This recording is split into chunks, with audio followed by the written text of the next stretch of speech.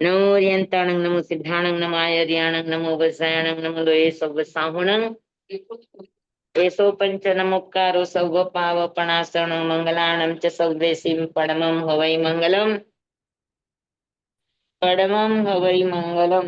ओम नमो nuns ओम नमो सूयस ओम नमो सूय देव्याय ओम नमो वायनारियस ओम नमो बंबिये लीडिये तीर्थंकरो गणधरो पूर्वधरो श्रुतधरो वाचनाचार्यो योग प्रधान आचार्य उपाध्याय साधु साध्वी भगवंतो जिन शासन देव जिन शासन माता आप सर्वनी आज्ञा हो शरण संरक्षण हो आप सर्वनी आज्ञा हो शरण हो संरक्षण हो।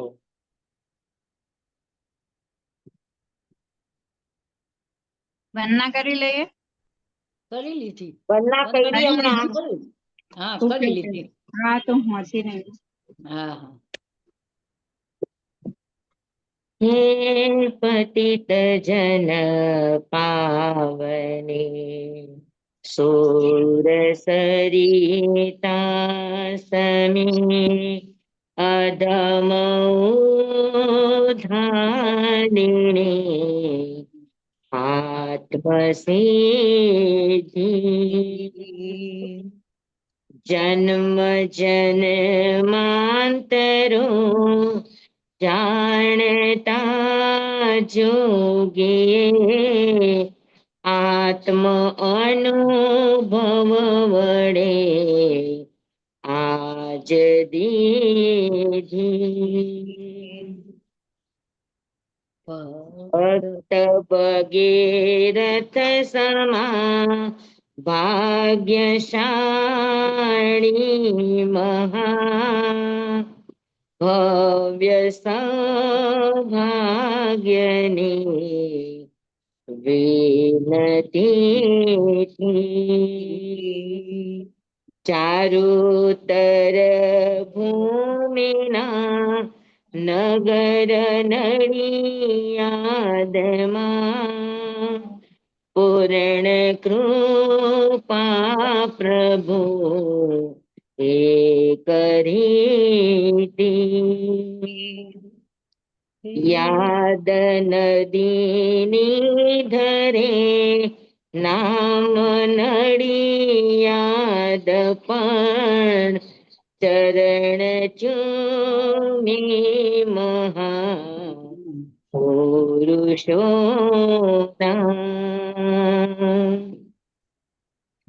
परम कृपाळुनी चरण रज संतनी भक्ति भूमि हरे चित्त सौना समीप रही एक अम्बाला ले तही भक्ति करी दीप हाथे धरीने एक कल में करी पूरी कृपाळुए आसो वद एक में सिद्धि जीने हे पतित जन पावने सोर सरिता समे अधम उधारिणी आत्मसिद्धि आत्मसिद्धि।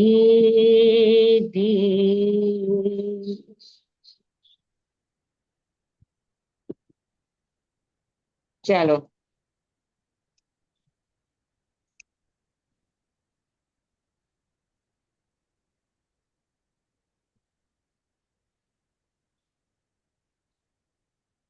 આપણે ગાથા 32મી ચાલે છે બરાબર ને? હા સ્વામી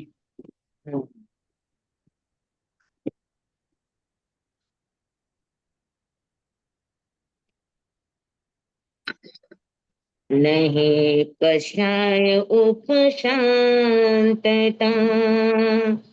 નહીં અંતર વૈરાગ્ય સરળપણું ન મધ્યસ્થતા મતાર્થી દુર્ભાગ્ય. મતાર્થી એનું ભવિષ્ય શું? તો કે દુર્ભાગ્ય. મતાર્થી જીવ દુર્ભાગ્ય તો પામે, પણ સાથે સાથે દુર્ભાગ્ય કેવું? તો કે દુર્લભ બોધીપણું પામે. દુર્ભાગ્ય હોય તો એને દુર્ગતિ મળે, અથવા તો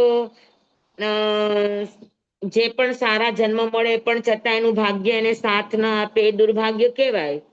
પણ દુર્લભ બોધિનો અર્થ એ છે કે એને તારક સાધનો મળે, પણ એ સાધનો સદુપયોગ કરવાની એને બુદ્ધિ ન મળે.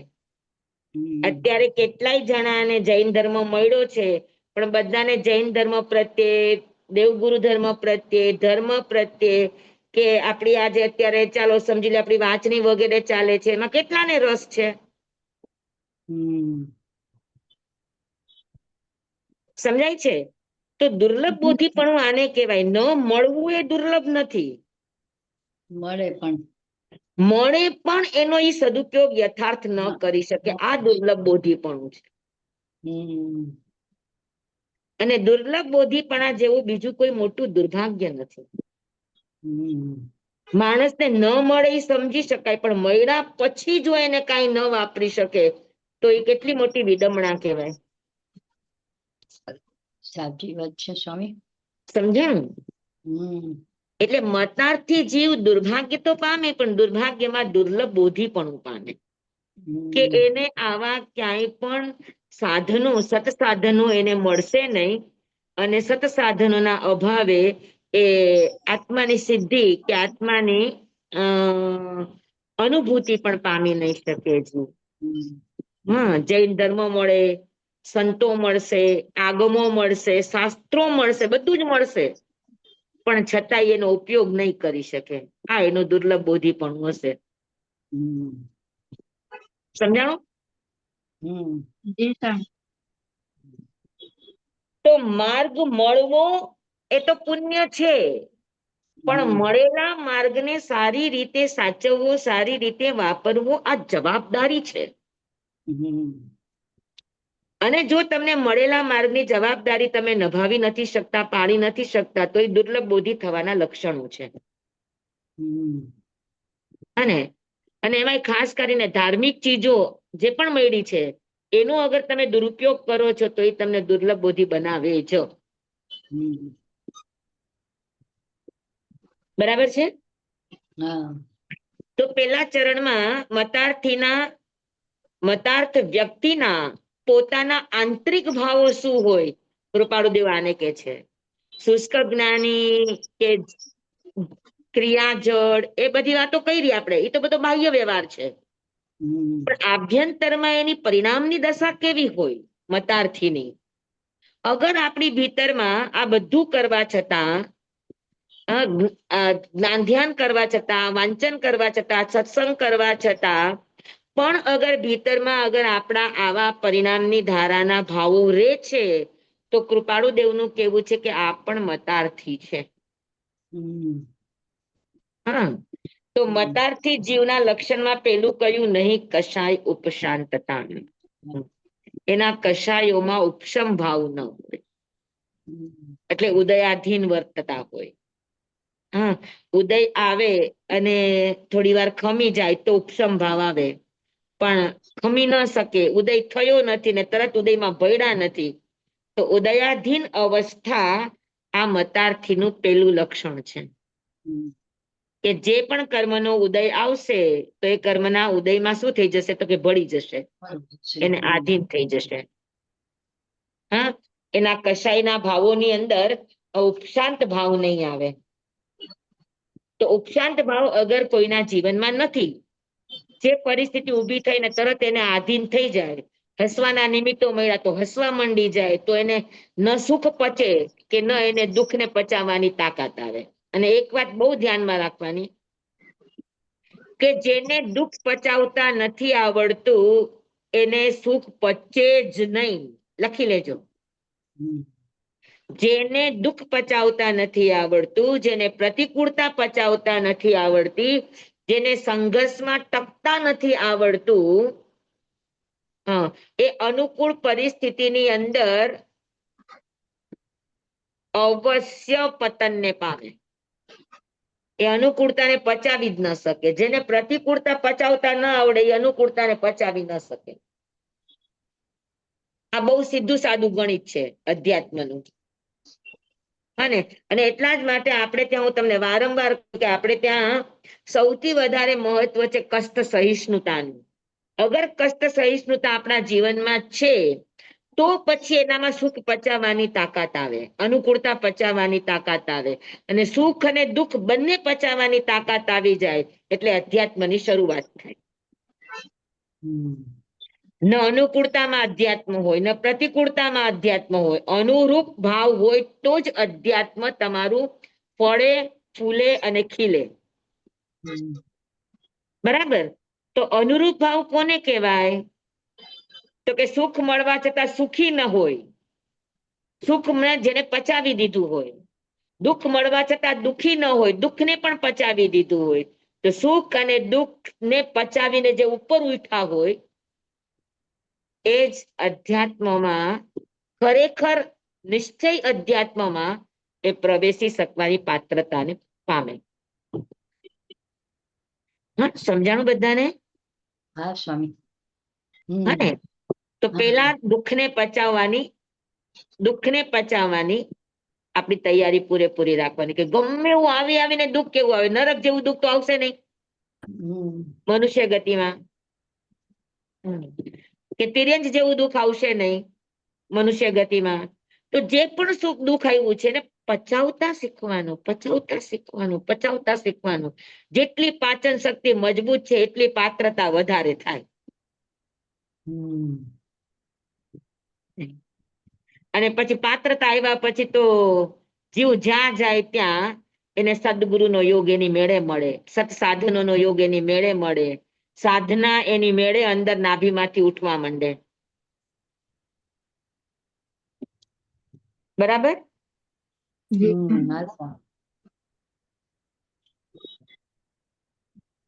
તો પેલી વાત આપણી થઈ ગઈ હતી નહીં કશાય ઉપશાંતતાની. હવે બીજું છે નહીં અંતર વૈરાગ્ય. અને જેને અંતર દશાની અંદર વૈરાગ્ય નથી વર્તતો એ પણ મતાર્થી છે. વૈરાગ્ય કોને કહેવાય? સ્વામી અનાસક્ત ભાવ ને.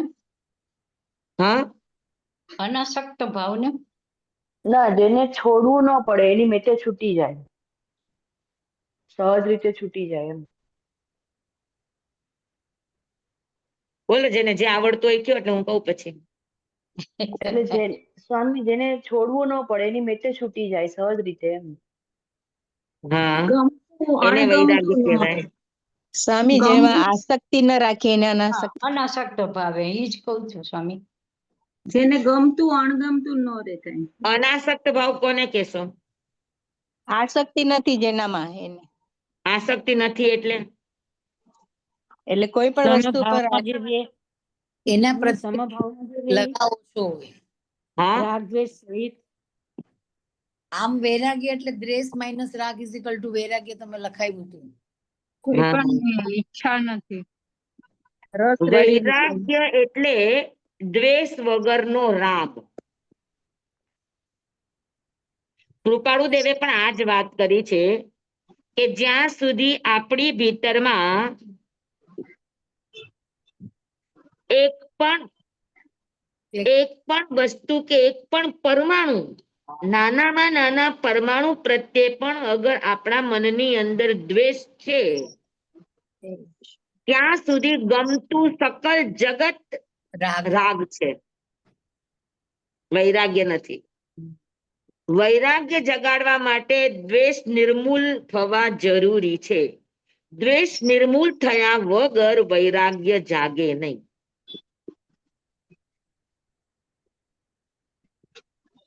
સમજાણું? હા સ્વામી. સ્વામી બધું તો રાગ જ ભરેલું છે. હા, દ્વેષ. બધું રાગ જ રાગ છે. થી ભલે ભર્યું, રાગ થી ડરો નહીં. રાગ તો હમ. સારો છે, પણ દ્વેષ ના હોય. રાગ સારો છે. ખાલી દ્વેષ ધોઈ નાખો રાગમાંથી. રાગમાંથી દ્વેષ ધોવાઈ જશે ને માત્ર રાગ બચશે ને તો એ વૈરાગ્ય જ હશે 100%. ઓ જી જી. અણગમો નહીં રાખ, કોઈની ખરાબ ભાવ નહીં રાખવાનો, હા, કોઈની માટે ખરાબ ભાવ નહીં રાખવાનો. કોઈ પણ પરમાણુ, કોઈ અત્યારે આપણે કોઈ વ્યક્તિ ગણી લ્યો, કોઈ વસ્તુ ગણી લ્યો, કોઈ ક્ષેત્ર ગણી લ્યો, કોઈ કાળ ગણી લ્યો, કોઈ ભાવ ગણી લ્યો, કોઈ ઋતુ ગણી લ્યો, કોઈ પ્રસંગો ગણી લ્યો, કોઈના પ્રત્યે પણ દ્વેષ નહીં.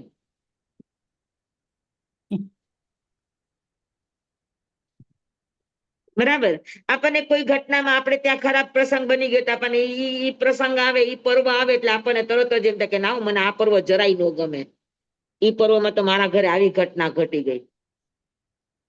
તો પર્વો પ્રત્યે દ્વેષ હોય, ઋતુઓ પ્રત્યે દ્વેષ હોય, વસ્તુ પ્રત્યે દ્વેષ હોય, કુદરતની ચીજો પ્રત્યે દ્વેષ હોય, હા, વ્યક્તિ પ્રત્યે દ્વેષ હોય.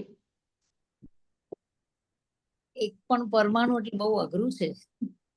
એક પણ પરમાણુ ઉપર દ્વેષ ન હોય ત્યારે વૈરાગ્ય જાગે. ઈ પેલા વૈરાગ્ય જાગે જ નહીં. 100%. સ્વામી દ્વેષ ને અદેખાય એ કહેવાય.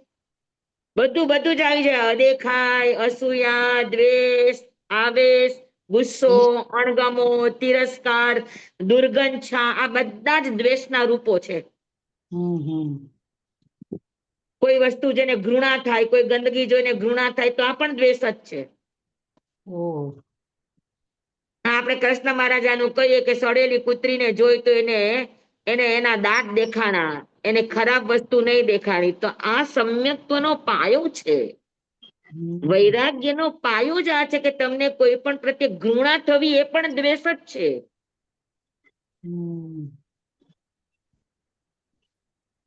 કોઈના ઉપર તિરસ્કાર આવવો એ પણ દ્વેષ છે.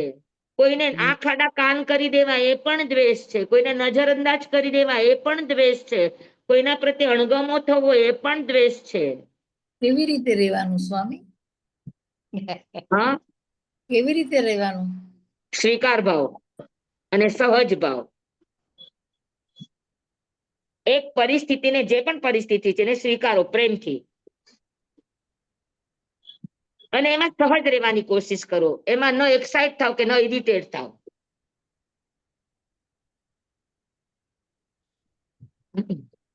ધીરે ધીરે ધીરે ધીરે પ્રયાસ કરતા જશો તો આત્મસાત થઈ જશે. આ આવ્યા વગર વૈરાગ્ય સંભવ નથી.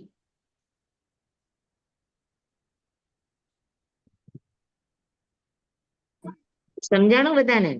હા જી સ્વામી. સ્વામી. બહુ હા, અઘરું. એટલે પેલું ચરણ કસાયની ઉપશાંતતા છે. કસાય અગર તમારો ઉપશાંત છે, ઉદયમાં નથી, તો તમને વૈરાગ્ય થવાના ચાન્સ છે. કસાયના ઉદયમાં વૈરાગ્ય સંભવ નથી. કસાય એટલે દ્વેષ. હા, અહીંયા આગળ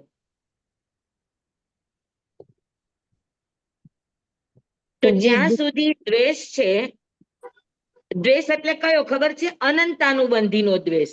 અરે બાપ, અપ્રત્યાખ્યાની પ્રત્યાખ્યાની સંજ્વલ ઈ દ્વેષને તો પહોંચી વળાય. અનંતાનુબંધીનો દ્વેષ ન હોવો જોઈએ. કોઈ વસ્તુ આપણને ગમી નથી તો એની એક્સપાયરી ડેટ આવી જવી જોઈએ. અગર એની એક્સપાયરી ડેટ 1 વર્ષ ઉપરની હોય તો એનો અર્થ છે કે આપણે અનંતાનુબંધીમાં છીએ.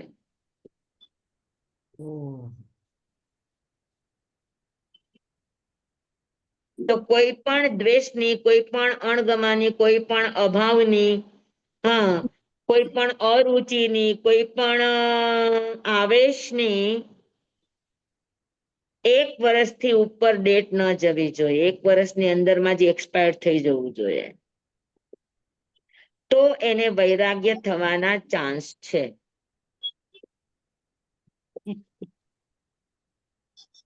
બરાબર? હા સ્વામી. હા. તો આવું તો આપણે કરી શકીએ ને.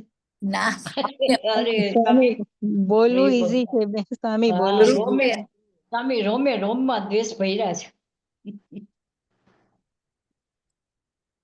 એમ કરવાનું, પેલા એવું શરૂઆત કરો કે આપણા જેટલા પણ નજીકના સગાવાલા હોય એમાં કોઈના પ્રત્યે આપણને દ્વેષ નહીં હોવો જોઈએ.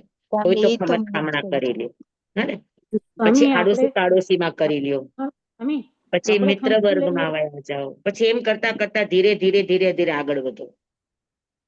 સ્વામી સ્વામી મુશ્કેલી તો ઈ છે, પોતાના જે છે એના ઉપરથી જ દ્વેષ નથી ભાવ જાતો. ને આપણે જો વૈરાગ્ય પામવું હોય તો શીખશું નહીં હવે. શીખવું તો છે જ, સાચી વાત છે. હા? સ્વામી એક ધીરે પ્રશ્ન ધીરે પૂછું? ધીરે ધીરે ધીરે આપણે શીખી જવાનું. કોઈ આપણા પ્રત્યે દ્વેષ છોડે કે ન છોડે, આપણે દ્વેષમાંથી મુક્ત થઈ જવાનું. હા? સ્વામી એક પ્રશ્ન જી. પૂછું? હાજી એક પ્રશ્ન પૂછું? જી.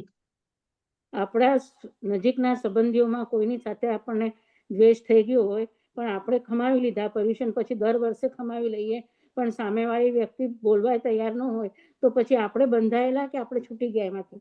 આપણે છૂટી ગયા, આપણે ખમાવી, આપણા મનમાં એના પ્રત્યે ડંખ નહીં હોવો જોઈએ. ના. ખાલી ઔપચારિક બુદ્ધિ નહીં, કા સ્વામી? ખાલી ઔપચારિક ખમત ખામણા નહીં કરવાના, આપણે હા. દિલથી કમાવી લેવાના. એના પ્રત્યે આપણો મૈત્રી ભાવ જ ઘૂંટાવવો જોઈએ. જી ઈ કરે ન કરે એના ભાવ છે, આપણે આપણા ભાવથી પવિત્ર થઈ જવાનું. જી. હે ને? હા. આભાર. સંગમ, ચંડકૌશિક, શૂલપાણી યક્ષ ભગવાનની સામે આવ્યા હતા ને? જી. ભગવાનની સાથે બધાએ વેર વાળવાનું કામ કર્યું, પણ ભગવાને શું કર્યું? મૈત્રી. પણ પછી સામે એ લોકો પણ તો આવી ગયા ને ભગવાનના ચરણમાં, કે હા, ભગવાન સાથે એ લોકો પણ ભગવાન પાસે આવ્યા ને પછી, એમ કોણ ભગવાનના ચંડકૌશિક કે શૂલપાણી યક્ષ કે ક્યાં કોઈ આવ્યા? પણ? બધા થોડાક આવ્યા છે. હા, સંગમદેવ ભગવાન પાસે ક્યાં આવ્યો? ના, એ નથી એ આવ્યા. આવે કે ન આવે? તો ભગવાન સાથે દ્વેષ રાખતા જ ગયા. તો એ આવે કે ન આવે? હાલું ખેડૂત છે, એ પણ ભગવાન સાથે દ્વેષ રાખીને ગયો, ક્યાં આવ્યો ભગવાન પાસે? જરૂરી નથી, પણ ભગવાન એને માફ કરી દીધો. જી સ્વામી. હે ને? તો આ જ મોટી સાધના છે. ખામેની સવે જીવાની સાધના જ આ મોટી છે. જ્યાં પણ સુધી સ્વામી આપણી પાસે ઈ સાધના ન આવે, ખામેની સવે જીવાની સાધના, ત્યાં સુધી ક્ષેત્ર વિશુદ્ધિ ન થાય. અને જ્યાં સુધી ક્ષેત્ર વિશુદ્ધિ ન થાય ત્યાં સુધી તમને વૈરાગ્ય દશા આવવાનું કોઈ જ કારણ નથી. સ્વામી, ભગવાન સાથે જે વેરાણું બંધ બાંધ્યું હોય પછી એનું કેવી રીતે એ લોકો કરે? હા, ભગવાન તો મોક્ષે વયા ગયા. હવે વેરાનું બંધ સાથે રાખ્યું તો ઈ ફાઇલ, ઈ ચોપડો નિસર્ગના હાથમાં જાય. નિસર્ગના હાથમાં જાય એટલે કર્મના હાથમાં જાય. હવે કર્મના હાથમાં જાય, જેનો કોઈ લેણિયાત નથી, તો નિસર્ગ જાય, તો નિસર્ગના હાથમાં તો કણનું મણ દેવાની જ તાકાત છે. એ કઈ તમને ઓછું કરીને ન આપે. હું હાજર હોઉં તો હું એમ કહી શકું કે જવા દો ને, કઈ નથી કરવું, તો કર્મ માફ કરી દે. પણ હું હાજર નથી અને કર્મ ભોગવવાનું છે, તો શું થશે? તો પછી કર્મના સિદ્ધાંત પ્રમાણે જ એની સાથે વસૂલાત કરશે. ઓકે ઓકે, સમજાણું? જી. હા, એટલે ક્ષેત્ર વિશુદ્ધિ દરરોજની દરરોજ થવી જોઈએ. ફાઇલ આપણી નીલ થવી જોઈએ. આપણે પ્રતિક્રમણ કરીએ કે ન કરીએ, પણ રાત્રે સૂતા પહેલા આપણી ફાઇલને નીલ કરવાની એક આદત પાડો. એટલે શું બોલવાનું? તેના પ્રત્યે પણ વચનથી, મનથી, વ્યવહારથી, વસ્તુથી, ચીજથી, કોઈ પણ ચીજથી કોઈના મનને આપણા થકી દુઃખ પહોંચ્યું છે, તો આપણે એને ખમાવી લ્યો. પ્રત્યક્ષ પણ ખમાવી લ્યો અને રાત્રે સુતા પહેલા એને ભાવથી પણ ખમાવી લ્યો. હા, એને જે રાખવો એ રાખે, પણ આપણે નીલ થઈ જાવ પોતે. હે ને?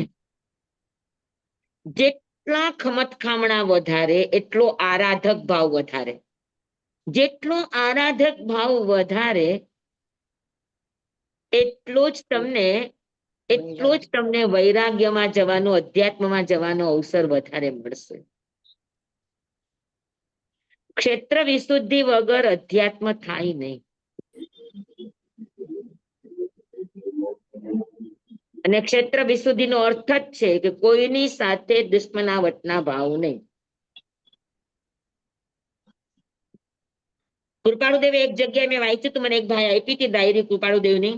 એમાં લખ્યું હતું કે જ્યાં સુધી સર્વ જીવો સાથે અભેદ ભાવ નહીં આવે ત્યાં સુધી સમ્યક દર્શન નહીં થાય. તો આપણને કોઈના પ્રત્યે ભેદભાવ છે તો આપણને અભેદભાવ ક્યાંથી આવશે? અને અભેદભાવ નહીં આવે તો સમ્યક દર્શન નહીં થાય. સમજાય છે? હા સ્વામી. હા, તો વૈરાગ્ય હોવો બહુ મોટી જિમ્મેદારી છે. કસાઈની ઉપેક્ષા એટલે ખાલી આપણે ક્રોધને ન કર્યો, ને લોભને ન કર્યો, માનને ન, આપણા અંતર મનની અંદર કોઈના માટે પણ જરા પણ ઉદયભાવ વર્તવો ન જોઈએ, ત્યારે કસાઈની ઉપશાંતતા થાય.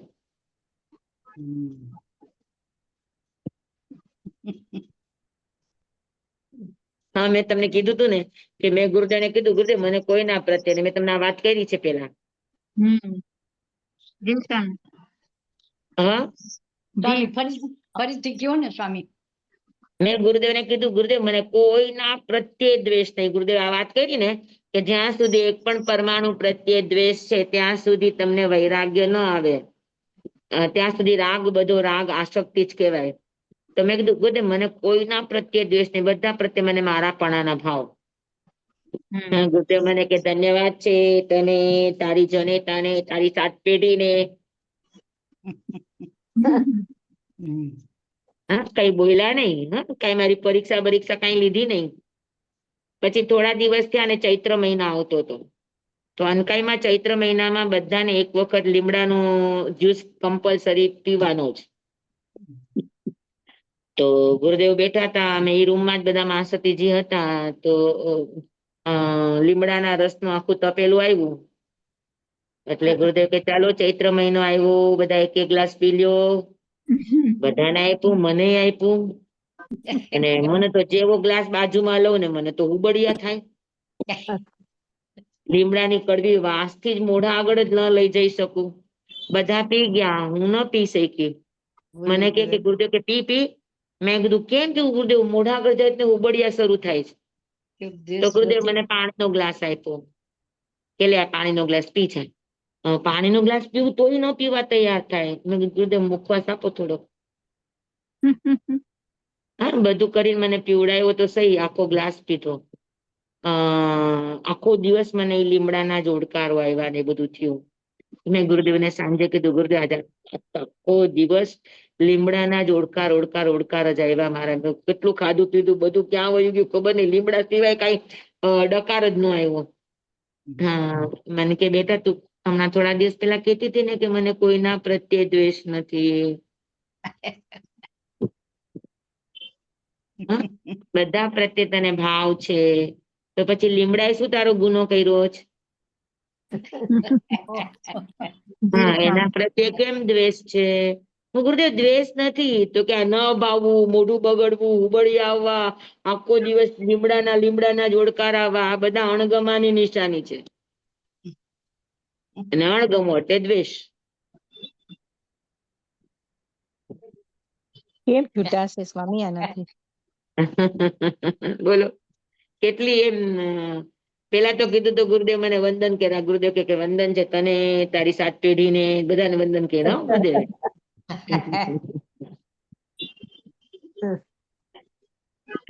એટલે આવું છે. કેટલી મહાપુરુષોની કેટલી સરસ વાતો હોય છે, આપણે સમજતા નથી. આપણે તો ખાલી ઉપર છેલ્લા ધર્મ ધ્યાન માનીને બેસીએ, પણ કરવા જેવી સાધના આ છે. હા ને, આ એક ગાથા તમે જીવી જાઓ તો બેડો પાર થઈ જાય ને. હાસ તો સ્વામી. તો કશાયની ઉપશાંતતા ન હોવી આ મતાર્થીનું લક્ષણ છે. વૈરાગ્ય ભાવ ન હોવો આ મતાર્થનું લક્ષણ છે. બરાબર. અને ક્રમ શું હોય ખબર છે તમને આખો? એક મિનિટ હો. તમે જે મને અનાસક્તિ કીધી ને, હવે અનાસક્તિ તમને સમજાવું છું કે અનાસક્તિ શું કહેવાય.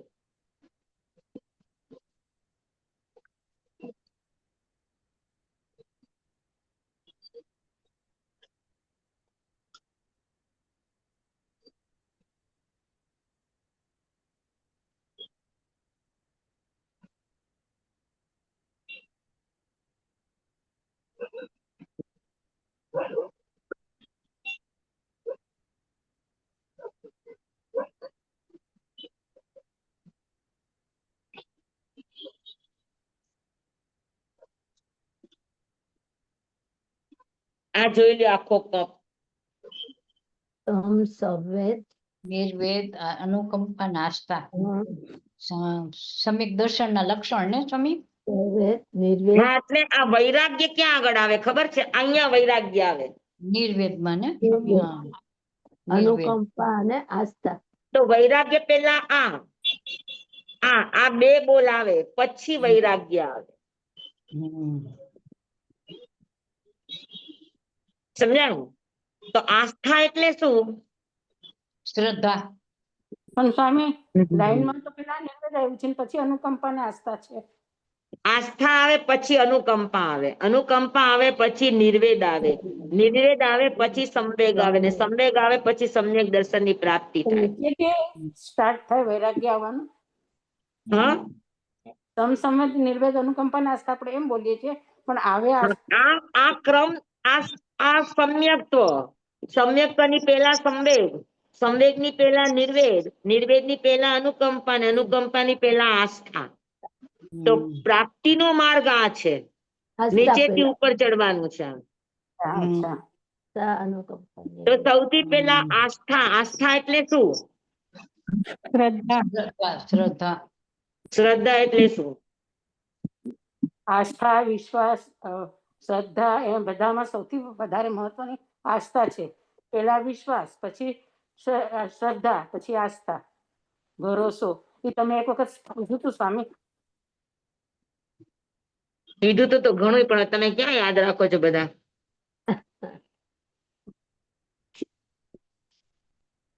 અહીંયા આસ્થાનો અર્થ એ છે કે આપણને વર્તમાનમાં જે કંઈ પણ મળ્યું છે, જે કંઈ પણ મળે છે, જે કંઈ પણ મળશે, આ બધું કોના કારણે મળ્યું છે? પુણ્યોદયના કારણે. પુણ્યોદય. કોના કારણે? ઘરના વડીલોએ અપાવ્યું, એના, જેમ કે આપણા મા બાપે આપણને અપાવ્યું, તો વસ્તુ મળી છે કોના કારણે? આપણા તો આપણે કહીએ પુણ્યથી. કે આપણા મા બાપે અપાવ્યું. કર્મ ના કારણે. બરાબર. તો મા બાપે અપાવી, આપણે એવું કહેતા હોય, પણ ખરેખર આપણને અપાવ્યું કોણે? સુર સુંદરી ને મૈણા સુંદરી ને પ્રશ્ન હતો હમણાં, તમે આંબેલની હોળીમાં આ સાંભળતા હશો. આપણા કે કર્મના મૈણા સુંદરી આપ કર્મી ને બાપ કર્મી, એને પૂછ્યું કે તને આ જે કંઈ પણ રાજપાટ, રાજ વૈભવ, જે કંઈ પણ મળ્યું છે કોના કારણે? તો એને કીધું આપ કર્મી, મારા પોતાના કર્મના કારણે. સુર સુંદરીએ કીધું કે બાપ કર્મી, મને મારા બાપના કારણે મળ્યું છે. તો આસ્થાને શું કહેશો તમે? આપ કર્મી. પોતાના કર્મ કરેલા હોય એ પ્રમાણે. આત્મવિશ્વાસ. તો આપ કર્મીનો અર્થ એવું નથી કે મારા કર્મના કારણે. આપ કર્મીનો અર્થ છે કે મારા જ કારણે મને મળ્યું છે, મેં એવા કર્મો કર્યા તો મને આ મળ્યું. કર્મ તો બિચારા વચ્ચે મીડિયા છે ખાલી. એ તો પોસ્ટમેન થી વધારે કાંઈ જ નથી. બરાબર, પણ એ કર્મના લેખ લેખા કોણે? પોતે. આપણે પોતે જ. તો આપણે પોતે જ કર્મના કરતા હતા. આપ કર્મી એને કહેવાય. કે કોઈ બીજા પણ જવાબદાર નહીં, કર્મ પણ જવાબદાર નહીં, હું પોતે જવાબદાર. મેં તમને ગઈકાલે શીખડાયું કે my Karma is my responsibility. મારા જે પણ કર્મ છે એ કોઈનાથી નથી આવ્યા. મારા કર્મ મારી રિસ્પોન્સિબિલિટી થી આવ્યા છે. તેની જિમ્મેદારી મારી છે. પણ ઇનડાયરેક્ટલી કર્મ તો કહેવાય ને. હા, ઇનડાયરેક્ટલી કર્મ તો આપણા જ કહેવાય ને. કર્મ આપણા કયો, પણ કર્મ આવ્યા ક્યાંથી? આપણે બાંધ્યા એટલે કોણે બાંધ્યા? આપણા કર્મ કઈ કોઈ બીજાએ થોડા કાપ્યા છે. એટલે આપણે પોતે જ બાંધ્યા. કર્મ થ્રુ જ આવ્યા ને આપણી પાસે. આ કર્મ થ્રુ આવ્યા, પણ કર્મ કોણે આપ્યા? આપણે જ આપણે આપ્યા. પોતે જ આપ્યા. કોણે કર્મ બાંધ્યા હતા? આપણે આપણે કોના પોતે બાંધેલા કર્મ અત્યારે આપણને ઉદયમાં આવ્યા? પોતાના પોતાના તો જિમ્મેદાર કોણ? કર્મ કે આપણે? આપણે આપણે આપણે ન કર્યું હોય તો કર્મ ન બંધાત, કર્મ ન બંધાત તો આવત નહીં. સીધી વાત છે. તો જિમ્મેદાર કોણ થયું? આપણે બીજા થયા, કર્મ થયા કે આપણે થયા? પોતે આપણે સમજાણું તમને? એને આપકર્મી કહેવાય. તો આસ્થા છે એ આપકર્મીનો રસ્તો છે. જે કઈ પણ થાય છે 100% માય રિસ્પોન્સિબિલિટી, મારી જિમ્મેદારી છે, મેં કર્યું છે. સમજાણું? એવી આસ્થા તમને બેસે ત્યારે તમારો આ રસ્તો શરૂ થાય છે. હવે આપણે તો આસ્થામાં જ નથી. મને તો ભગવાન ઉપર ભરોસો ને મને તો કર્મ ઉપર ભરોસો, વાતો ઘણી કરીએ, પણ ખરેખર છે આપણને આસ્થા? સ્વામી કે હવે જે કઈ પણ ઘટ્યું, જે કઈ પણ ઘટ્યું, જે પણ ઘટે છે, જે પણ ઘટશે, એ તમામની જિમ્મેદાર હું છું, બીજું કોઈ જ નહીં. આવો આમ જડબે સલાહ સ્વીકાર, એ સ્વીકારને આસ્થા કહેવાય.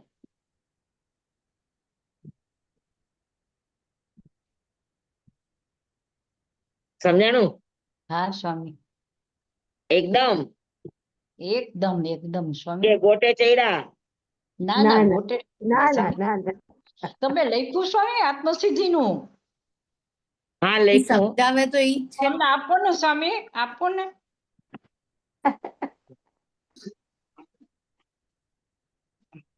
સમજાણું બરાબર બધાને? જી હા સ્વામી સ્વામી, આસ્થા એટલે આપકર્મી. આપકર્મી ને આપકર્મી એટલે મારી જડબે જવાબદારી, મારી જિમ્મેદારી. મારી આ મેં કર્યા છે એટલે મને ઉદયમાં આવ્યા છે. આવ્યા છે. આ મારા કર્મ છે એટલે બીજા કોઈ નિમિત્ત બન્યા છે. કર્મ મારા છે, જિમ્મેદાર હું છું, બીજા નહીં. આવો અંદરથી દ્રઢ વિશ્વાસ જાગવો અને ઉદયમાં સહજતા રહેવી, ઉદયમાં સહજતા રહેવી, એને કહેવાય આસ્થા. અને જેવી આસ્થા જાગે, તમે જ પોતે તમારી જિંદગીના રિસ્પોન્સિબલ વ્યક્તિ છો, તો પછી તમને દ્વેષ કોના ઉપર આવશે? કોઈના ઉપર નહીં. ગુસ્સો કોના ઉપર આવશે? કોઈના ઉપર, આવેશ કોના ઉપર આવશે? પોતા ઉપર. કોઈના ઉપર નહીં આવે, પોતા ઉપર નહીં આવે. હા, એટલે એમાંથી શું જાગશે? તો કે એમાંથી અનુકંપા જાગશે. તો આવશે જ નહીં. હા, સંગમ દેવે ભગવાન ઉપર એક રાત્રિની અંદર 20 ઉપસર્ગ આપ્યા. હા, અને ભગવાનને ખબર હતી કે માય કર્મ ઇઝ માય રિસ્પોન્સિબિલિટી. આ મારા કર્મના ઉદયનું પરિણામ છે. આમાં સંગમ તો નિમિત્ત માત્ર છે. એટલે ભગવાન એના ઉપર અનુકંપા આવીને આંખમાંથી 2 આંસુના ટીપા પડ્યા. આ અનુકંપા છે. ભગવાનને પોતાની ચિંતા નહોતી. ભગવાનને એમ થતું હતું કે એનું શું થશે? તો સામેવાળી વ્યક્તિ ઉપર અહોભાવ આવવો, એના પ્રત્યે કરુણાભાવ આવવો, આ અનુકંપા છે. અનુકંપા કોઈ ક્રિયા નથી, અનુકંપા એ પરિણામ છે. આપણે ક્રિયાને અનુકંપા કે જીવ છોડાવ્યા, અમે અનુકંપા કરી. મને કોઈ જીવને કોઈને દુઃખમાં જોઈ તો મારાથી ન થાય, મને અનુકંપા. એ અનુકંપા નથી, એ દયા છે. દયા છે. દયા ક્રિયામાં હોય અને અનુકંપા પરિણામમાં હોય. સમજાણું? પણ કહેવાય ને સ્વામી, હા, ભાવ પણ કહેવાય ને, અનુકંપા ભાવ. હા, અનુકંપા ભાવ છે, પરિણામ છે, આત્માના પરિણામ છે અનુકંપા. અને અનુકંપા એટલે શું? તો કે સર્વ જીવો પ્રત્યે આત્મવત ભાવ, સર્વ જીવો પ્રત્યે આત્મીય ભાવ, સર્વ જીવો પ્રત્યે ભગવત ભાવ આવવા એને અનુકંપા કહેવાય. કોઈ માટે પણ ફરિયાદ ન રહે, એ અનુકંપા. અને ઈ અનુકંપા આવે એટલે શું થાય? તો કે તમામ ભોગો પ્રત્યે વૈરાગ્ય આવે, નિર્વેદ આવે. નિર્વેદ એટલે શું?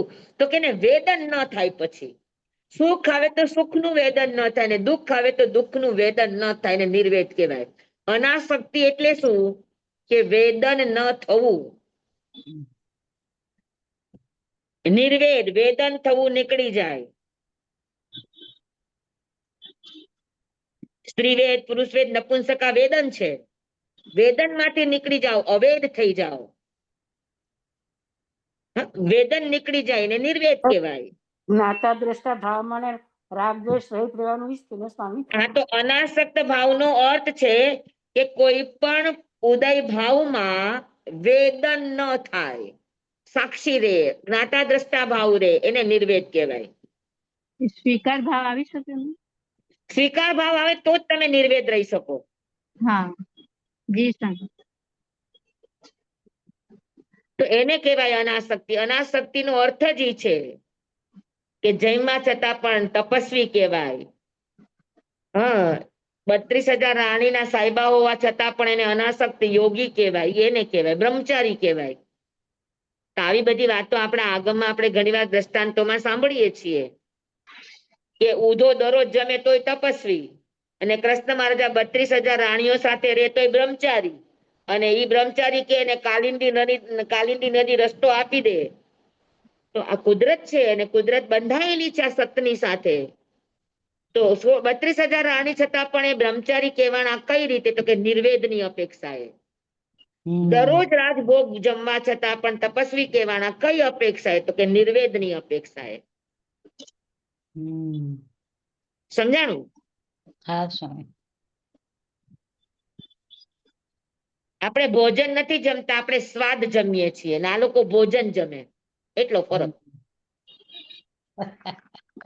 આપણે સ્વાદ જમીએ. સાચી વાત સ્વામી. સ્વામી, આપણે ઘણી વખત બરાબર. વિચાર કરીએ કે શાકમાં મીઠું છે પણ મીઠું નથી, તો પણ એમ વિચાર ના આવવો જોઈએ. પણ એ તો વિચાર તો એટલો આવી જ જાય ને કે આ મોળું શાક છે. એ સ્વાદ જણાનો એટલે એનો અર્થ છે કે આપણે સ્વાદ જમીએ છીએ. હા. તો પછી કેવી રીતે એમાંથી છૂટવાનું? સહજ રહેવાનું. પણ ભાવ તો વિચાર તો મનમાં આવી જ જાય છે ને સ્વામી. હા, ભલે એમાં વિચાર રાગ આવે દ્વેષ છે નથી. કારણ કે અંદર આસક્તિ પડી છે એટલે. નહીતર મીઠા વગરનું પણ ભોજન તો ભોજન જ છે ને, એનો સ્વાદ માણવું ને. જે જેવો સ્વાદ છે એવો માણવો, નથી એને યાદ નહીં કરવાનું. તો મીઠા વગરના ભોજનનો કઈક તો સ્વાદ હશે ને, એ સ્વાદ ને માણો. અઘરું છે. હા ને, બધું બરાબર હોય તેમ કે બહુ સારું છે, એ ભાવ આવી જ જાય છે ને. નિર્વેદ સાચી નો વાત અર્થ છે કે વેદન રહિત થવું, વેદન થવું નહીં, એને નિર્વેદ કહેવાય. અને નિર્વેદ નું જ બીજું નામ છે વૈરાગ્ય. અનુકંપામાં દ્વેષ વયોગ્ય બધા જીવો પ્રત્યે, આસ્થા અને અનુકંપા બંને દ્વારા. પછી જે અવસ્થા રહી એ નિર્વેદ અવસ્થા, વૈરાગ્ય અવસ્થા. અને જેવી વૈરાગ્ય અવસ્થા રહે એટલે અંદરથી અહોભાવનો ઉભરો આવે, એને સંવેગ કહેવાય. સંવેગ. અને જેવો સંવેગ આવ્યો એટલે તરત જ સમ્યક દર્શનની પ્રાપ્તિ થાય. આ રસ્તો છે. કઈ સીટ મળે છે એ પૂછી જોઉં. સ્વામી, સંવેગ હા. વિશે એકવાર બોલો ને. સંવેગ હા? સંવેગ વિશે એકવાર બોલો ને. જેવો વૈરાગ્ય ભાવ આવે ને તમને, એટલે સત્પુરુષ પ્રત્યે, સત સાધનો પ્રત્યે, સન્માર્ગ પ્રત્યે અંદરથી એક પ્રકારના અહોભાવનો ઉભરો આવે. ઉત્કૃષ્ટ અહોભાવ અંદરથી જાગે કે શું કરું ને શું ન કરું, એટલો અહોભાવ જાગે. એ અહોભાવ જાગવો એને સંવેગ કહેવાય.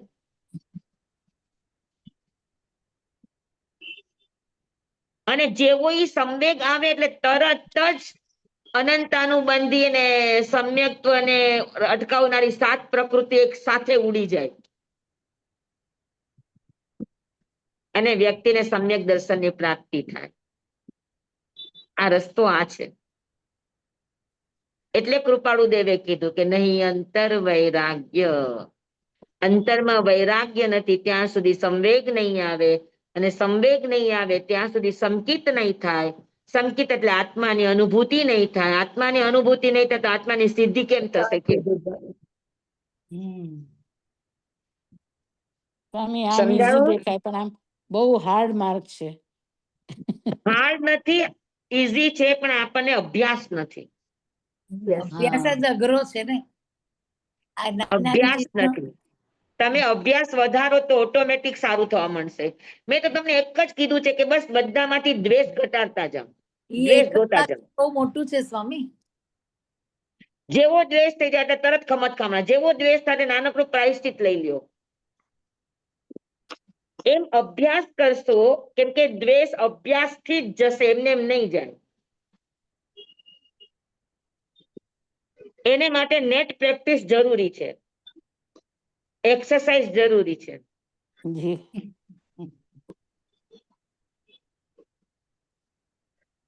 કોઈના પ્રત્યે પણ દ્વેષ નહીં જાગો, બધાના પ્રત્યે ભાવ જગાડવાની કોશિશ કરો, ભાવ જગાડવાની કોશિશ કરો, એની માટે કઈ કરી છૂટવાની કોશિશ કરો. હા, એવું કરવાની કોશિશ કરો. તેમાં વસ્તુ પણ આવી ગઈ ને. વસ્તુ, વ્યક્તિ બધું જ આવી જાય. સ્વામી દ્વેષ ભાવ આવે ત્યારે પ્રાયશ્ચિત શું લેવું? આઈ પણ લ્યો કે કોઈના પ્રત્યે વસ્તુ પ્રત્યે દ્વેષ ભાવ હોય તો મારે આ પ્રાયશ્ચિત, વ્યક્તિ પ્રત્યે દ્વેષ ભાવ હોય તો મારે આ પ્રાયશ્ચિત, કોઈ ઋતુ પ્રત્યે દ્વેષ ભાવ હોય તો આ પ્રાયશ્ચિત. પછી ભલે ને એક વંદનાનું પ્રાયશ્ચિત લ્યો, એક નવકાર મંત્ર ગણી લેવાનું પ્રાયશ્ચિત લ્યો, પણ પ્રાયશ્ચિત લ્યો. પ્રાયશ્ચિત બહુ મોટું નહીં રાખવાનું, પણ પ્રામાણિકપણે પ્રાયશ્ચિત કરી લેવાનું.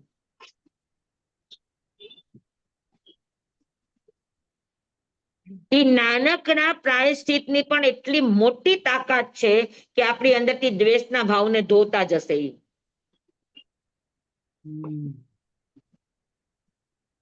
અને મારો અનુભવ છે, પ્રાયશ્ચિત બહુ મોટું રાખવાની જરૂર નથી, અઘરું રાખવાની જરૂર નથી, એક નાનકડું જ કે ચાલો મારાથી એક થઈ ગયું ને એક નવકાર મંત્ર, કોઈ વ્યક્તિ પ્રત્યે દ્વેષ થઈ ગયો તો એક વંદના કરીશ, કોઈ વસ્તુ પ્રત્યે દ્વેષ થઈ ગયો તો એક નવકાર મંત્ર ગણીશ. એવી રીતે કંઈક પણ કરી લ્યો. સમજો ત્યારે ખ્યાલ ના આવ્યો અને પછી કર્યું તો ચાલે? ચાલે, પણ એ દિવસે આવવો જોઈએ, રાત નહીં જવી જોઈએ. અને બીજે દિવસે યાદ આવે કરો તો પછી એ બમણું એનું વ્યાજ ચડી જાય. તો સ્વામી બે નૌકર ગણી લેશું. હા ચાલે, ગણજો. પણ એટલું યાદ આવવું જોઈએ ને એમ. આપણને પેલા તો દેખાતો જ નથી કે આપણે દ્વેષ કર્યો છે. તરત યાદ આવવું જોઈએ તો સાધના તમારી સટીક થાય. પછી મોડું આવે તો કઈ નહીં, મોડું થાય તો ધીરે ધીરે એ પણ અભ્યાસ પાડો. આપણે તો ગમે તેમ કરીને આપણા યોગોને અભ્યાસ દેવાનો છે.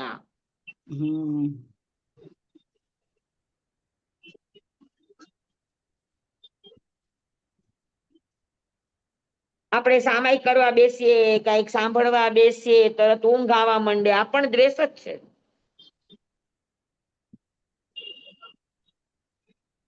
દેશના સંસ્કાર જ છે આ બધા. પગ દુખવા માંડે, પગમાં ખાલી ચડે, આ બધું ઈ જ છે. આ બધા દ્વેષના સંસ્કારો ધોવાવા માંડશે. તો એમાંય નૌકાર ગણવાનું જ્યારે એવું થાય કે પગ દુખો, ઊંઘ આવી. ના, આ તો તમને સમજાવું છું કે દ્વેષ કઈ કઈ રીતે આવી શકે, આ રીતે પણ આવે. એટલે આપણા યોગોને અભ્યાસ મળતો જશે એમ તેમ આપણા યોગોમાં પણ સુધારો થતો જશે.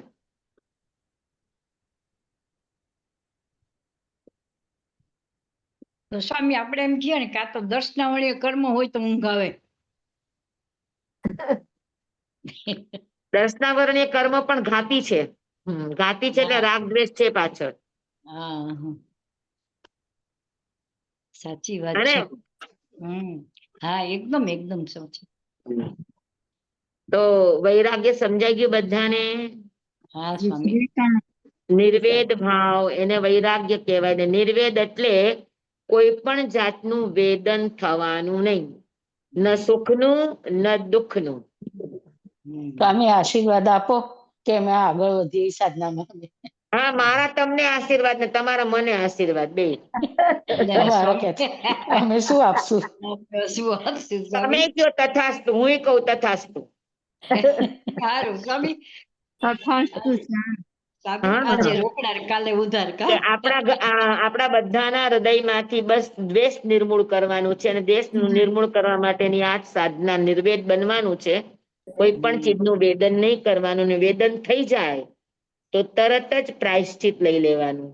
એક નાનામાં નાનું પણ પ્રાયશ્ચિત લઈ લઈએ તો અમને ગુરુદેવ એમ કે તમારે ધ્યાનમાં બેસવું હોય ને તો ધ્યાનમાં એવો નિયમ છે કે એક આસન એક વિચાર. જેવો બીજો વિચાર આવે, ખબર પડે કે બીજો વિચાર આવ્યો એટલે તરત જ જીનેશ્વરાય એટલું બોલી દેવાનું. ફરી પાછું એકડે એક થી શરૂ કરવાનું, ફરી પાછું જીનેશ્વરાય, ફરી પાછું એકડે એક થી શરૂ કરવાનું. કેવાય નાનકડું જ, ખાલી જીનેશ્વરાય એટલું જ બોલવાનું.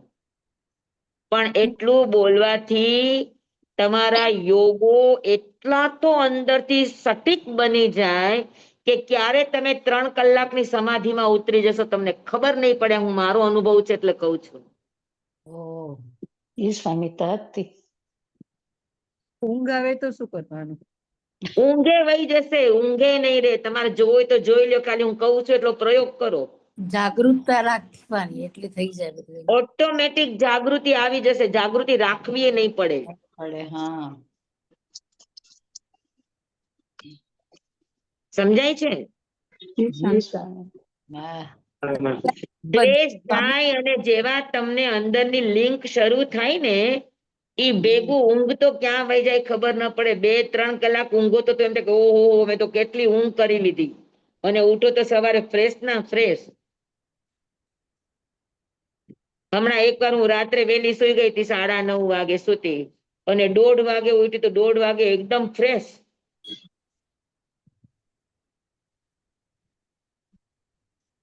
તો પછી શું, પથારી પાડી લીધી 1:30 વાગે.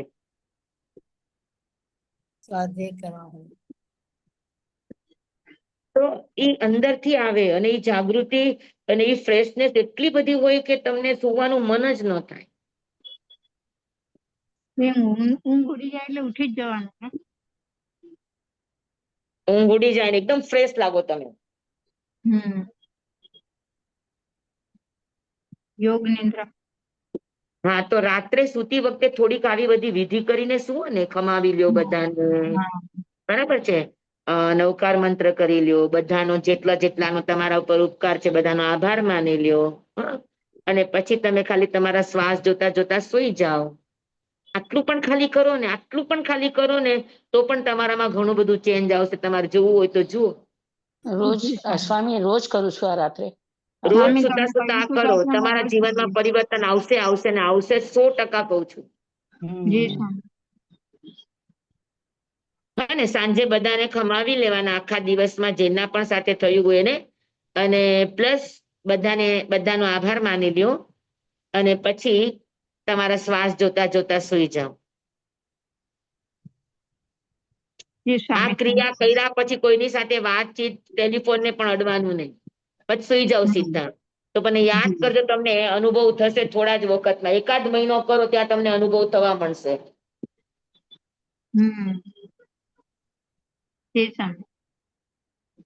બરાબર?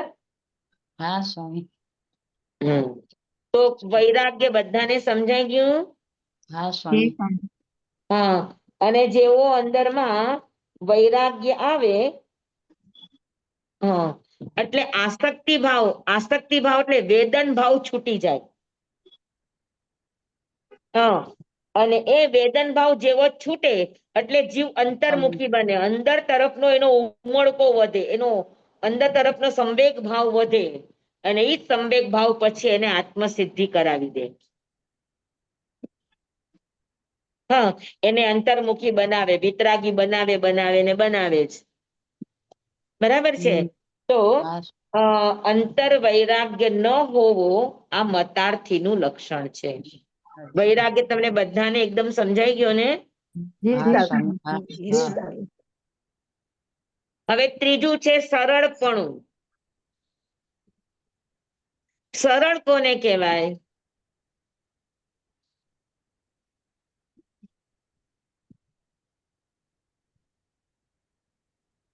કાંઈ પણ બોલીએ સ્વામી, એમ કપટ ન રાખીએ. હા, આપણે કાંઈ પણ બોલીએ કરીએ તો એમાં કપટ ન હોવું જોઈએ ને.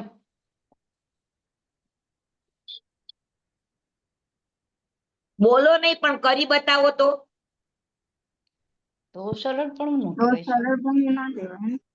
મેં તમને ખબર કીધું તો ઓલું આંટી પાડી દો. હા આપણે બોલીએ નહીં પણ આપણે એવું કરીએ તો. સ્વામી મન વચન કાયાના યોગો સરખા જ હોય. મનમાં જે વિચારો એ જ બોલવામાં આવે ને એની બોલવામાં આવે એ જ એની આચરણમાં આવે. માટે સૂત્ર છે જહા અંતો તહા બાહો. જેવું એના અંદરમાં હોય એવું જેનું બહારમાં હોય. અંદરમાં જુદું ને બહારમાં જુદું એને સરળતા ન કહેવાય. જેવા અંદર પરિણામ છે એવા એના બહાર પરિણામ આવે એ સરળતા છે. બરાબર? તો સરળ વ્યક્તિમાં શું હોય? તો કે સરળ વ્યક્તિમાં સૌથી મોટી વાત ઈ હોય કે એનામાં સ્વીકાર ભાવ હોય. કપટ નથી એટલે સ્વીકાર ભાવ હોય. કડમ કડેતી ભાસી જા, અકડમ નો કડેતી. જે કર્યું છે એને કર્યું જ કહેશે, એને નથી કર્યું એમ નહીં કે, છુપાવવાની કોશિશ નહીં કરે. હે ને? બધામાં એનામાં સ્વીકાર ભાવ સ્વીકાર જ ભાવ આવે છે. છે. દોષ ભાવ હોય તો દોષનો સ્વીકાર કરશે. રાગ ભાવ હશે તો રાગ ભાવનો સ્વીકાર કરશે. જે પણ હશે એનો ઈ સ્વીકાર કરશે. એટલે સ્વામી બધામાં સ્વીકાર ભાવ બહુ મેઇન છે ને. હા, ગુણને ગ્રહણ કરવા અને દોષનો સ્વીકાર કરવો આ સરળપણાની નિશાની છે. સરળ વ્યક્તિને ગુણવાન પ્રત્યે અહોભાવ હોય અને દોષ પ્રત્યે સ્વીકાર ભાવ હોય. બીજું એને નિખાલસ કહી શકાય. નિખાલસ થોડુંક ઉપર છલ્લું કહેવાય. અચ્છા જે આમ બહુ બિંદાસ કહી દેતા હોય, જેમ જેમ બોલી દેતા હોય, એ નિખાલસ કહી શકો. પણ સરળમાં સ્વીકાર ભાવ આવવો જોઈએ. મેઇન વાત આ છે, સ્વીકાર ભાવ. હા ઘણા નિખાલસ હોય પણ સ્વીકારી ન શકતા હોય. જી ને તો નિખાલસતા એક બાહ્ય રૂપ છે. આમ થોડું સરળ એટલે વ્યક્તિ નિખાલસ તો હોય જ, પણ નિખાલસ હોય સરળ હોય જ એવું કહેવાને કોઈ કારણ નથી. હોય પણ કરી ન પણ હોય. જી સ્વામી એટલે સ્વામી દોષ નો સ્વીકાર અને ગુણ નો ગુણ ગ્રહણ ગુણને ગ્રહણ કરે એટલે ગુણવાન હોય એના પ્રત્યે બહુમાન અહોભાવ હોય. અને દોષ પ્રત્યે એનો સ્વીકાર ભાવ હોય કે ભાઈ મારાથી આ દોષ થઈ ગયો છે. હને તો બંનેને સ્વીકારે, ગુણને ગુણની રીતે ને દોષને દોષની રીતે સ્વીકારે આ સરળતા છે. અને સરળતાની સાથે સાથે ભદ્રિકતા હોવી એ સૌથી મોટી વાત છે. હા, સમ્યક દર્શનનું પહેલું પ્રભાત ભદ્ર પરિણામ છે. સરળને ભદ્ર પણ કહેવાય, પણ ભદ્રમાં અને સરળમાં ફરક શું કે સરળતાની અંદર સીધો સ્વીકાર ભાવ છે. જ્યારે ભદ્રતાની અંદર સ્વીકાર ભાવની સાથે સાથે બીજા ભાવ પણ ભળે. એને ભદ્ર પરિણામ કહેવાય. એટલે સ્વામી એટલે બીજા આમ ભાવ એટલે સરળતાનું બીજું નામ રુજુતા છે. તો સરળતા, કોમળતા અને સ્નિગ્ધતા આ ત્રણેય ભેગા થાય ને એને રુજુતા કહેવાય.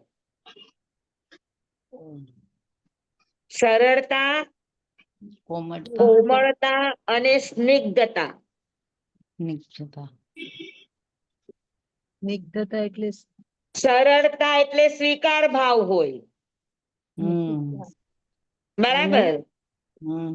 સરળતા એટલે જે છે એનો એ રીતે સ્વીકાર હોય, કોમળતા હોય એટલે એનામાં નમ્રતા આવે, અહંકાર નો જાગે, અને સ્નિગ્ધતા હોય એટલે એના પ્રત્યે એને વાત્સલ્ય ભાવ, સ્નેહ ભાવ, આત્મીય ભાવ, આદર ભાવ આ એનામાં રહે. તો આ ત્રણ ભેગા થાય ત્યારે એ રુજુતા બને. ઓહો. હા, અને એ રુજુતા એટલે સરળતાનું જ બીજું રૂપ. અને આ રુજુતા હોય ત્યાં જ ધર્મ ટકે, અને ત્યાં જ શુદ્ધતા આવે, અને જ્યાં શુદ્ધતા હોય ત્યાં જ ધર્મ ટકે. તો શુદ્ધ થવા માટે રુજુતા હોવી અનિવાર્ય છે. સોહી ઉજ્જુય ભૂયસ બ્રહ્મો શુદ્ધસ ચિઠ્ઠઈ, ઉત્તરાજય સૂત્ર 3 અધ્યાય. ચતારી પરમ મંગાણી. હા, ધમ્મો શુદ્ધસ ચિઠ્ઠઈ, ધર્મ છે એ શુદ્ધ હૃદયમાં ચિઠ્ઠઈ એટલે રહે છે. પણ શુદ્ધ હૃદય કોનું થાય? તો કે સોહી ઉજ્જુય ભૂયસ. સોહી એટલે શુદ્ધિ.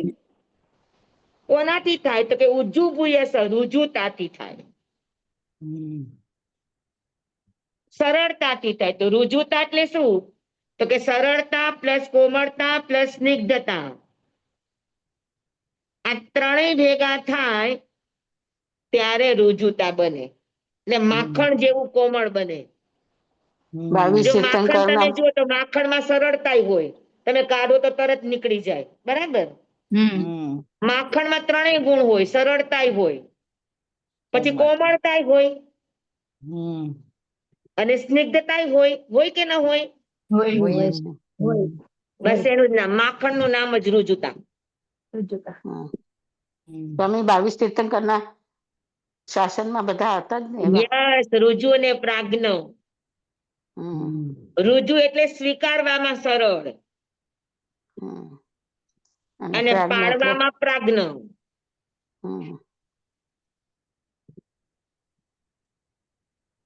સમજાણું બધાને? જી સ્વામી. પાક્કું?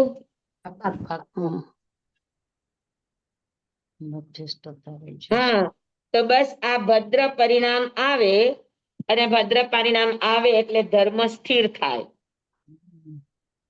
હે ને?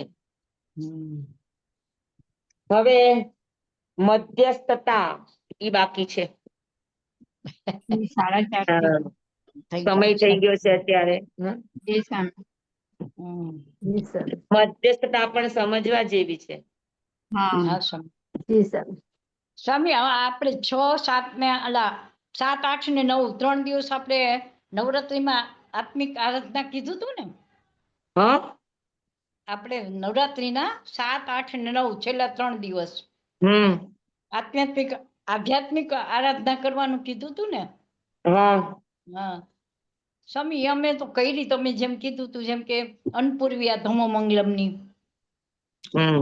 હા, એ પણ તમે અનુપૂર્વી ને ધમો મંગલ તો મેં તમને નવરાત્રી થી લઈને દિવાળી સુધી કરવાની વાત હતી.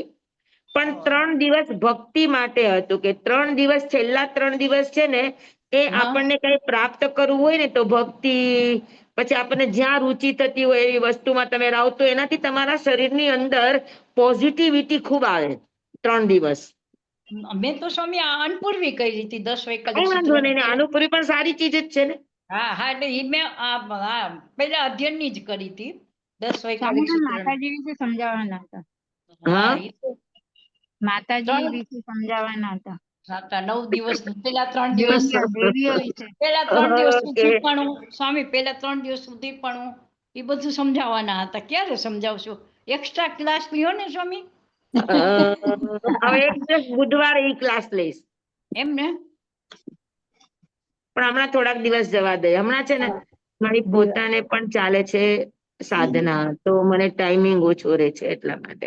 સ્વામી, પહેલા તમારી સાધના. એટલો ટાઈમ ઘણો અમારા માટે. પણ હું કરાવીશ તમને, બહુ સરસ વાત છે એમ. માતાજી એ પ્રતીક છે, આપણા આત્મગુણોના જ પ્રતીક છે. તો 9 દિવસની આરાધના એ આપણી ભીતરમાં એ આત્માની આરાધના જ છે, કે આપણી આત્માની તે શક્તિને આપણે જાગૃત કરવાની છે, કે જે કર્મની સામે, વિભાવની સામે લડે છે. જેમ આ માતાજી અસુરોનો નાશ કરે એમ આ આપણા અંદરના જે ભાવોના માતા છે એ આપણી ભીતર આસુરી વૃત્તિનો નાશ કરે. બરાબર.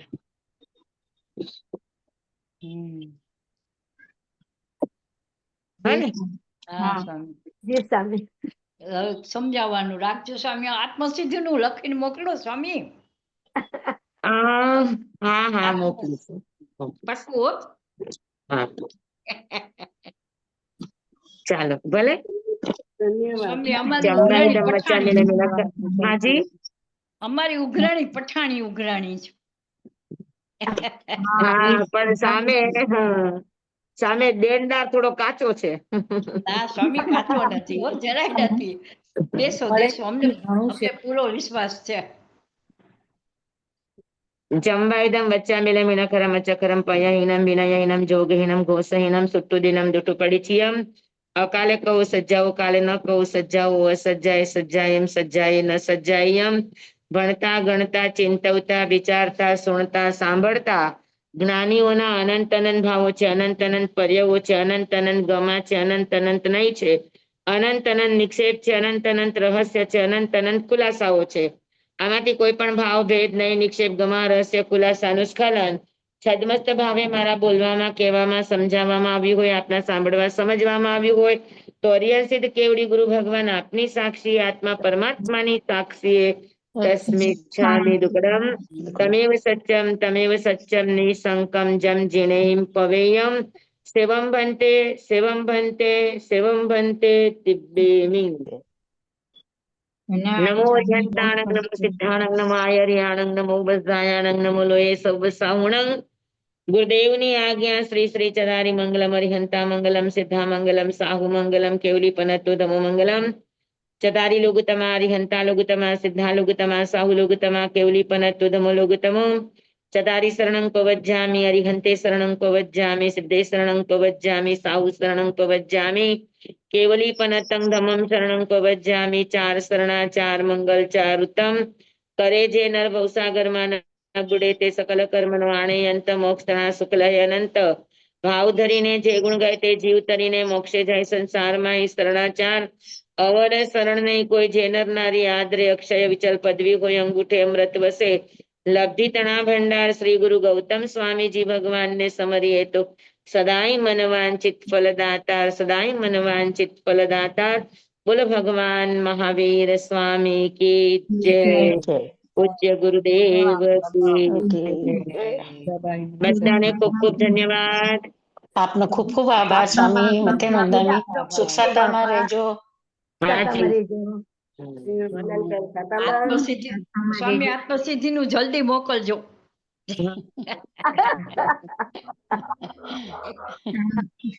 છોડવાના નથી સ્વામી. છોડવાના નથી હો ઉર્મિલાબેન. હા સરસ સરસ. ચાલો ચાલો જય જિનેન્દ્ર. જય જિનેન્દ્ર બધાને. જય જિનેન્દ્ર.